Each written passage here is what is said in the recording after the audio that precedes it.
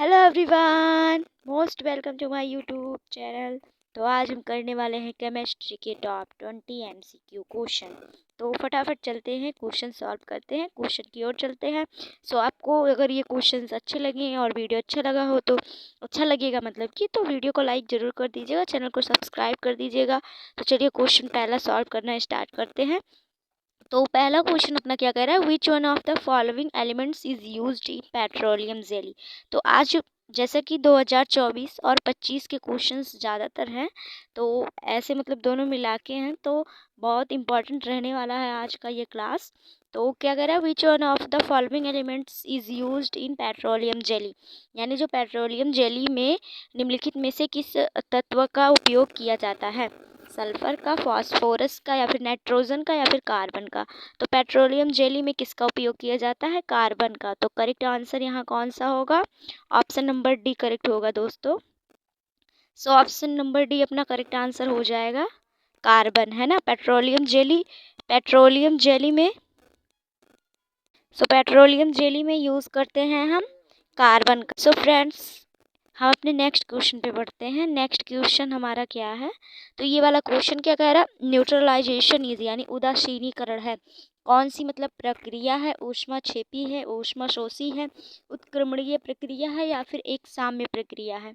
सो उदासीनीकरण एक कौन सी प्रक्रिया है, तो ऊष्माक्षेपी प्रक्रिया है ना। ऊष्माक्षेपी और इंग्लिश में बात करें तो एक्सोथर्मिक रिएक्शन है। कौन सा रिएक्शन है, एक्सोथर्मिक रिएक्शन, है ना, एक्सोथर्मिक रिएक्शन है ये बिल्कुल। तो ऑप्शन नंबर ए यहाँ करेक्ट होगा। उदासीनीकरण यानी कि जो न्यूट्रलाइजेशन रिएक्शन है वो कौन सी रिएक्शन होती है, एक्सोथर्मिक यानी कि ऊष्माक्षेपी प्रक्रिया होती है। और इसके ऊष्माशोषी को इंग्लिश में हम क्या कहते हैं, ऊष्माशोषी को हम एंडोथर्मिक प्रोसेस कहते हैं। एंड हम बात करें उत्क्रमणीय प्रक्रिया को तो इसको हम रिवर्सिबल प्रोसेस कहते हैं। एंड हम बात करें साम्य अवस्था यानी कि इक्विलिब्रियम प्रोसेस। हिंदी इंग्लिश दोनों में हमने बात कर ली। तो नेक्स्ट क्वेश्चन क्या कह रहा है, ये वाला, silver foil is used for wrapping food, which property of silver is used for this, यानी कि सिल्वर के किस गुणधर्म में, है ना, कुंड उंड नहीं आएगा दोस्तों यहाँ पर, किस गुणधर्म के कारण सिल्वर फॉयल का उपयोग खाद्य पदार्थों को लपेटने के काम में आता है। डेंसिटी यानी कि घनत्व, या फिर मेलेबिलिटी, है ना, या फिर डक्टिलिटी, या फिर स्ट्रेंथ यानी सामर्थ्य, या फिर जिसको हम शक्ति बोल सकते हैं। कौन सा होगा यहाँ पर करेक्ट आंसर। इंग्लिश में ऑप्शंस की बात करें तो मतलब इंग्लिश में दिया है डेंसिटी, इसको हिंदी में बोलते हैं घनत्व। एंड हम बात करें मेलेबिलिटी तो इसको बोलते हैं वर्धनीयता। और हम बात करें डक्टिलिटी की तो इसको तन्यता बोलते हैं। एंड स्ट्रेंथ को हम पावर बोल सकते हैं यानी कि सामर्थ्य बोल सकते हैं, है ना, कितनी सामर्थ्य है। तो क्या कह रहा है कि सिल्वर के किस गुणधर्म के कारण सिल्वर फॉयल का यूज़ जो है खाद्य पदार्थों को, है ना, लपेटने के काम में आता है। तो किसकी मतलब कौन सा प्रॉपर्टी इसका है, कौन सा गुणधर्म है, तो वर्धनीयता, जिसको हम क्या बोलते हैं, मेलेबिलिटी, है ना, वर्धनीयता। आई थिंक आपको समझ में आया होगा। तो इसका option number B correct answer हो जाएगा। तो चलिए फ्रेंड्स नेक्स्ट क्वेश्चन पे बढ़ते हैं। नेक्स्ट क्वेश्चन ये वाला क्या कह रहा है, A molecule of an element composed for more than 3 atoms is known as, यानी कि किसी तत्व का एक अणु, तो क्या कह रहा क्वेश्चन कि किसी तत्व का एक अणु जो 3 से अधिक परमाणु से बना होता है उसे कहते हैं, मतलब कि उसको क्या कहते हैं, एकल परमाणु अणु कहते हैं, द्विपरमाणविक अणु कहते हैं, या फिर त्रिपरमाणविक अणु कहते हैं, या फिर बहुपरमाणविक अणु कहते हैं। इन ऑप्शंस की अगर हम इंग्लिश में बात करें तो मोनो एटॉमिक मॉलिक्यूल यानी कि एकल परमाणविक अणु, और द्विपरमाणविक अणु को हम कहते हैं डाई एटॉमिक मॉलिक्यूल, और त्रिपरमाणविक अणु को इंग्लिश में बोलेंगे ट्राई एटॉमिक मॉलिक्यूल, या फिर इसको बोलेंगे पॉली एटॉमिक मॉलिक्यूल यानी कि बहुपरमाणविक अणु। तो किसी तत्व में क्या होगा, जब 3 से अधिक परमाणु से बना होगा वो तत्व तो बहुपरमाणविक अणु कहलाएगा, है ना, पॉलीएटॉमिक मॉलिक्यूल कहलाएगा। ऑप्शन नंबर डी यहाँ करेक्ट होगा अपना। अगले क्वेश्चन पे बढ़ते हैं दोस्तों। अगला क्वेश्चन क्या कह रहा, which state of matter has negligible compressibility, है ना। पदार्थ की कौन सी अवस्था में नगरी नहीं होगा, यहाँ नगण्य होगा, है ना, नगण्य होगा, है ना, नगण्य संपीड्यता होती है। प्लाज्मा में, लिक्विड में यानी द्रव में, सॉलिड यानी कि ठोस में, या फिर गैस में। तो नेग्जिबल कॉम्प्रेसिबिलिटी किसमें होती है, यानी कि नगण्य संपीड्यता किसमें होती है, किसमें होती है, सॉलिड में होती है, यानी कि ठोस अवस्था में होता है। ठोस अवस्था में। ठोस कैसा होता है, ठोस ठोस के जो है पार्टिकल बहुत ज़्यादा, मतलब कण बहुत ज़्यादा पास पास होते हैं, और ये रिजिड बॉडी होती है, यानी कि ये क्या होती है, रिजिड बॉडी यानी कठोर बॉडी होती है। सो ऑप्शन नंबर सी यहाँ अपना करेक्ट आंसर हो जाएगा दोस्तों। तो चलिए दोस्तों अगले क्वेश्चंस पे बढ़ते हैं अपने।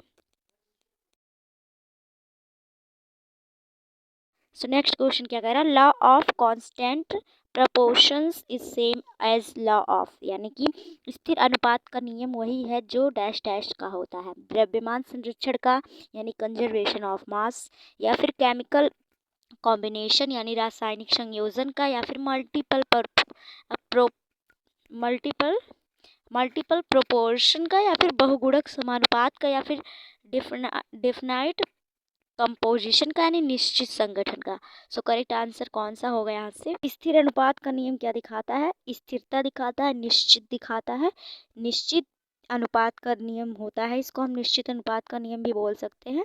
सो निश्चित संगठन दिखाता है, यानी कि डेफिनाइट क्या दिखाता है, कंपोजिशन दिखाता है। सो करेक्ट आंसर कौन सा होगा, ऑप्शन नंबर डी यहाँ अपना बिल्कुल करेक्ट आंसर हो जाएगा, option number D. So friends next question पे बढ़ते हैं। सो नेक्स्ट क्वेश्चन ये वाला अपना क्या कह रहा है, नेक्स्ट वाला क्वेश्चन ये क्या कह रहा है, cellulose is a polymer of, तो सेलुलोज किसका बहुलक होता है, फ्रक्टोज का, राइबोज का, ग्लूकोज का, सुक्रोज का, है ना। तो सेलुलोज किसका मतलब पॉलीमर होता है, तो सेलुलर बिल्कुल ग्लूकोज का पॉलीमर होता है। एंड ये क्वेश्चन बहुत बेसिक है एंड बहुत इंपॉर्टेंट और बहुत इजी है। सो कौन सा करेक्ट होगा यहाँ पर, ऑप्शन नंबर सी बिल्कुल करेक्ट आंसर होगा। सो अगले क्वेश्चन पे अपने बढ़ते हैं। अगला क्वेश्चन फ्रेंड क्या कह रहा है, the moles of sodium chloride in 500 ml of 0.25 m NaCl, यानी कि इसमें क्वेश्चंस में डाटा दे रखा है कि सोडियम क्लोराइड के मोल की संख्या है। सो मोल की संख्या पूछा गया, तो यहाँ पर हम अप्लाई करेंगे फॉर्मूला। सो ये न्यूमेरिकल है, सॉल्व करने वाला, तो इसको हम बाद में सॉल्व करेंगे। खैर इसका आंसर सी होगा। तो अगला क्वेश्चन क्या कर रहा था, smallest particle of pure substance showing all its properties, यानी कि एक विशुद्ध पदार्थ का सबसे छोटा कण जो अपनी सभी गुण दर्शाता है वह है प्रोटॉन है, न्यूट्रॉन है, इलेक्ट्रॉन है, या फिर एटम और मॉलिक्यूल यानी कि परमाणु या फिर अणु है। कौन सा होगा करेक्ट। सो हम अगर सबसे स्मॉलेस्ट पार्टिकल की बात करें तो ये इलेक्ट्रॉन होता है ना। इलेक्ट्रॉन पे कितना आवेश होता है, 1.6 × 10⁻⁹ कूलम। तो ये भी इम्पॉर्टेंट डाटा है और यहाँ करेक्ट आंसर होगा इलेक्ट्रॉन। तो चलिए फ्रेंड्स अगले क्वेश्चन पे बढ़ते हैं।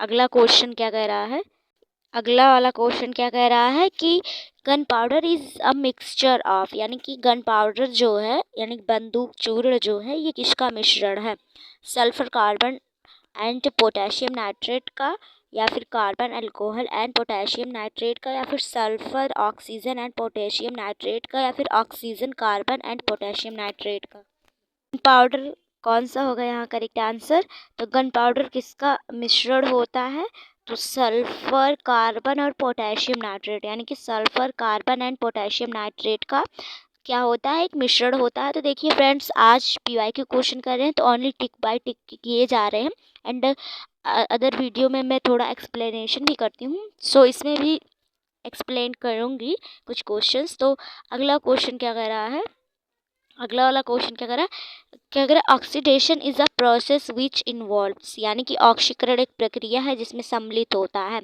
सो addition of oxygen, addition of hydrogen, या रिमूव ऑफ ऑक्सीजन, या फिर रिमूवल ऑफ सल्फर।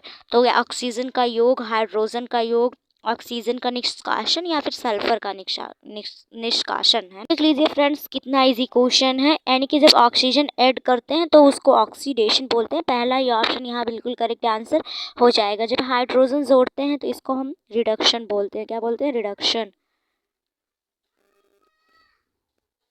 यानी कि अपचयन, यानी कि अपचयन बोलते हैं। सो आई थिंक आपको समझ में आ गया होगा फ्रेंड्स। तो नेक्स्ट क्वेश्चन पे पढ़ते हैं।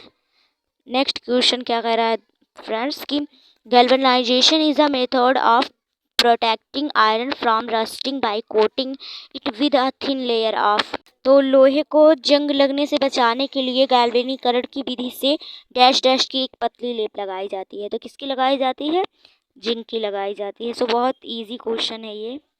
सो नेक्स्ट क्वेश्चन इसमें का क्या कह रहा है, ionic compounds are soluble in water and conduct electrolyte due to presence of, यानी कि आयनिक यौगिक जल में घुलनशील होते हैं और डैश डैश की उपस्थिति के कारण विद्युत संचालन करते हैं। यानी कि किसके कारण विद्युत का संचालन करते हैं? तो फ्री इलेक्ट्रॉन्स के कारण, या फिर फ्री आयंस के, या फिर फ्री एटम्स के, या फिर फ्री मॉलिक्यूल के, यानी मुक्त इलेक्ट्रॉनों के, या मुक्त आयनों के, या मुक्त परमाणुओं के, या मुक्त अणुओं के। तो किसकी वजह से कर पाते हैं विद्युत का संचालन? फ्री आयंस की वजह से, मुक्त आयनों की वजह से। सो चलिए अगले क्वेश्चन पे बढ़ते हैं फ्रेंड। नेक्स्ट क्वेश्चन क्या कह रहा है कि a chemical reaction in which heat is involve is non H, यानी कि एक रासायनिक प्रक्रिया जिसमें ताप विकसित होता है उसे कहते हैं। सो क्या कहते हैं उसको? एंडोथर्मिक रिएक्शन कहते हैं। एंडोथर्मिक रिएक्शन या फिर एक्सो नहीं आ गया यहाँ पर, आ गया है प्रेसिपिटेशन रिएक्शन। तो और अगला करें तो एक्सोथर्मिक रिएक्शन, और अगला बात करें तो इलेक्ट्रोलाइसिस, यानी कि कौन सी, मतलब किसमें ताप का विकसित होता है? उष्मा शोषीय अभिक्रिया में, अवक्षेपण अभिक्रिया में, उष्मा क्षेपीय अभिक्रिया में, या विद्युत अपघट में। तो करेक्ट आंसर होगा option number C, exothermic reaction, यानी कि ऊष्मा क्षेपीय अभिक्रिया में क्या होगा? ताप विकसित होगा, है ना, मतलब कि हीट इन्वॉल्व होगा। तो वो कौन सा होगा? एक्सोथर्मिक रिएक्शन होगा। एंडोथर्मिक रिएक्शन के बारे में मैंने आपको बहुत सारे वीडियोस में बता रखा है ना, तो इसका जस्ट उल्टा प्रोसेस होता है। और अगला क्वेश्चन क्या कह रहा है, kerosene can be separated from water bye, यानी कि केरोसिन को जल से पृथक किया जाता है। सो किस मेथड से किया जाता है ये पूछा जा रहा है इसमें दोस्तों। ये ऑप्शन अपना कह रहा है सेपरेटिंग फनल, यानी कि पृथक की कीप से, और फिल्टर पेपर, यानी कि फिल्टर पेपर से, या फिर सीप से, यानी कि छननी से, या फिर सेंट्रीफ्यूग से, यानी कि अपकेंद्री से। सो करेक्ट आंसर यहाँ होगा पृथक्करण की, है ना, सेपरेटिंग फनल से, है ना। सो ए ऑप्शन एकदम करेक्ट आंसर हो जाएगा अपना, ए ऑप्शन करेक्ट होगा दोस्तों। चलिए फ्रेंड्स नेक्स्ट क्वेश्चन पे बढ़ते हैं। सो आज PYQ क्वेश्चन से तो स्पीड मेरी थोड़ी ज़्यादा है ना। तो अगला क्वेश्चन क्या करा, ethanol on complete oxidizing given, यानी कि एथेनॉल पूर्ण ऑक्सीकरण पे देता है। एसिटिक अम्ल देता है, कार्बन डाइऑक्साइड और जल देता है, एथेनॉल देता है, एसीटोन देता है। तो क्या देता है? कंप्लीट रिएक्शन, यानी कि ऑक्सीकरण, एसिटिक एसिड देता है। और एसिड बेस के ऊपर भी मैंने बहुत ज़्यादा क्वेश्चंस कराए हैं, और आगे भी कराऊंगी, है ना, आगे भी कराऊंगी। तो अभी इस क्वेश्चंस को आप देख लीजिए। क्या करा, the most abundant metal in the earth crust is, भूपर्पटी में सर्वाधिक प्रचुर मात्रा में कौन सा प्रचुर मात्रा में मिलता है? मेटल की बात की जा रही है, कौन सा मतलब कि धातु मिलता है? आयरन मिलता है, एल्यूमिनियम मिलता है, कैल्शियम मिलता है, सोडियम मिलता है। सो बिल्कुल इजी क्वेश्चन है, एल्यूमिनियम मिलता है। तो ऑप्शन नंबर बी अपना बिल्कुल करेक्ट आंसर हो जाएगा। ऑप्शन बी क्या हो जाएगा? बिल्कुल करेक्ट आंसर हो जाएगा। तो चलिए अगले क्वेश्चन पे बढ़ते हैं। अगला क्वेश्चन ये वाला क्या कह रहा है कि soaps are formed by saponification of, यानी कि किसके साबुनीकरण से साबुन बनता है? तो बहुत ज़्यादा देखिए, जितने क्वेश्चंस मैंने कराए सब PYQs हैं, बहुत ज़्यादा इंपॉर्टेंट क्वेश्चंस है सभी दोस्तों। तो किसके द्वारा बनता है? अल्कोहल से, या फिर ग्लाइकोसाइड से, या फिर एस्टर से, या फिर कार्बोक्सिलिक एसिड से। तो बिल्कुल एस्टर से बनते हैं। एस्टर के एस्टर से बनते हैं। एस्टर के सपेनिफिकेशन के द्वारा ना, सपेनिफिकेशन यानी कि साबुनीकरण। एस्टर के किससे बनते हैं? सपेनिफिकेशन। सो अगला क्वेश्चन क्या कह रहा है, the process of the removal of water from a substance is called, यानी कि किसी पदार्थ से जल का निष्कासन की प्रक्रिया का क्या नाम है। तो ये भी बहुत अच्छा क्वेश्चन है, इजी है। तो कैल्सिनेशन कहते हैं या डिहाइड्रेशन कहते हैं या फिर हाइड्रोलाइसिस कहते हैं या फिर क्या कहते हैं, सब्लिमेशन कहते हैं। तो बिल्कुल इजी क्वेश्चन है ये वाला। इसका आंसर होगा बी, यानी कि जब मतलब कि जल निष्कासन करेंगे तो निर्जलीकरण उसको बोल देंगे, डिहाइड्रेशन बोल देंगे। तो बहुत ज़्यादा इजी क्वेश्चन था ये वाला, है ना। तो चलिए अब लास्ट क्वेश्चन पे बढ़ते हैं। लास्ट के दो क्वेश्चन अपने क्या कह रहा है, melting of butter in a pan is an example of, यानी कि पैन में मक्खन का पिघलना किसका उदाहरण है। सो फिजिकल चेंज का है, केमिकल चेंज का है, नो चेंज टेक प्लेस, या फिर both physical and chemical change, यानी कि भौतिक एवं रासायनिक परिवर्तन दोनों है। सो भौतिक परिवर्तन है, रासायनिक परिवर्तन है, कौन सा परिवर्तन। सो ये तो फिजिकल चेंज है ना, यानी कि भौतिक परिवर्तन। भौतिक परिवर्तन में आकार चेंज हो जाता है, अवस्था चेंज हो जाता है, बट पदार्थ मतलब कि उससे फिर जैसे कि हमने जल को मतलब कि वाटर को क्या किया, आइस बनाया, फिर आइस जब मेल्ट होगा तो फिर से वाटर बन जाएगा। यानी कि फिजिकल चेंज में पदार्थ मतलब एक बार रिएक्शन करने के बाद पुनः अपनी अवस्था में आ सकता है, बट केमिकल चेंजिंग्स में यानी कि रासायनिक परिवर्तन में ऐसा नहीं होता। जैसे कि कागज़ जल जाएगा तो राख बनेगा, तो कागज़ जो राख बना हुआ है दोस्तों, वो राख फिर से कागज़ नहीं बन सकता, है ना। तो ऐसे हम मतलब कि अगर हमको नहीं पता है तो फिर हम ऐसे एग्जाम मतलब सोच के भी दे सकते हैं। तो बिल्कुल फिजिकल चेंज होगा, है ना। और नेक्स्ट क्वेश्चन क्या कह रहा है, the temperature at which the vapor pressure of a liquid becomes equal to the atmospheric pressure is, यानी कि वह तापमान जिस पर किसी द्रव्य का वाष्प दाब वायुमंडलीय दाब के बराबर हो जाता है। तो कौन सा है। तो ये भी बहुत अच्छा क्वेश्चन है। तो मेल्टिंग पॉइंट है या सब्लिमेशन पॉइंट है या बॉइलिंग पॉइंट है या फ्रीजिंग पॉइंट है, गलनांक है, ऊर्ध्वपातन है, क्वथनांक है या फिर हिमांक है।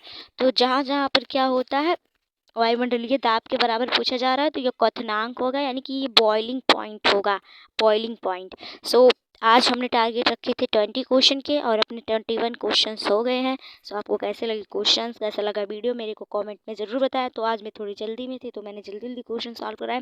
बाकी thank you for watching this video.